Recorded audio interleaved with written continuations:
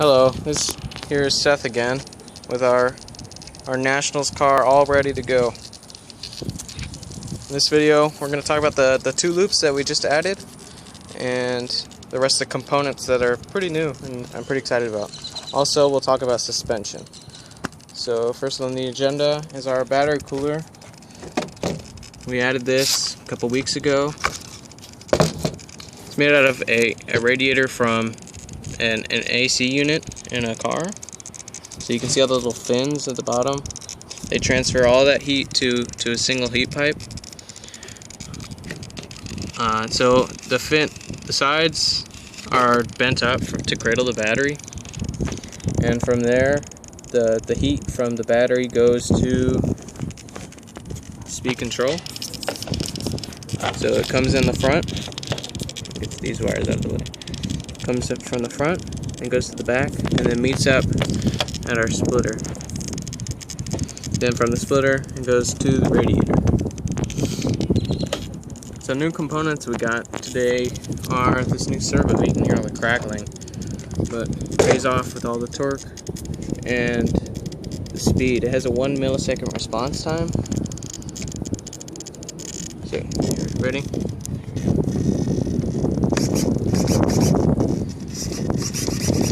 Very responsive. Unlike the stock cars, it'll only go back to like right there when I'm done. I'll let go. This will go back straight to the middle because it's just that responsive.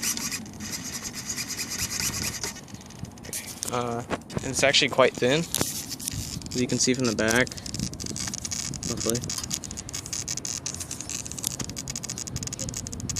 It's actually a leaf back there. That's how much space we have for extra cable management for all our components, like our switch and our speed control wire, which is actually really long.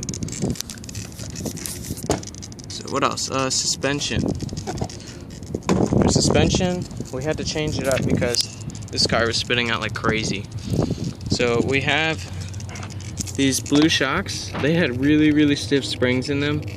So what we did was, that was actually causing the front to spin out because they were too tight in the front. So what would happen is, even though there's a considerable amount of weight in the back, the front would still keep it spinning, you know what I mean? So what was actually happening with the blue shocks, you see how there's a adjustment ring right here? That was getting caught on our nuts that hold on the camber adjustment.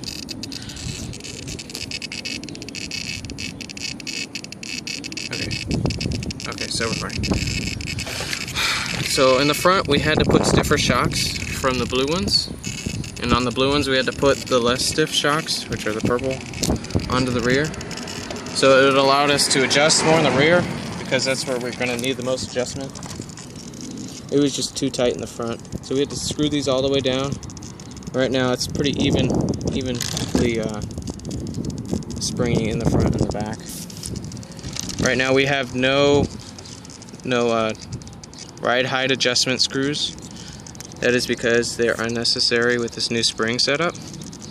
That allows us to keep our chassis longer because these little leads underneath them don't bend up and everything. Less force are put on components to keep it up, to keep the wheels up and the chassis lower. So it's a good thing. We also decided to go 4-wheel drive instead of 2-wheel drive like you guys saw last time, because we tested it with this new suspension and it worked great in a straight line. Once we turned though, it spun out again. So yeah, we made it 4-wheel drive. Even though that'll drain more battery, we hope that the efficiency of the water cooling will make up for it. Yep. Thanks for watching.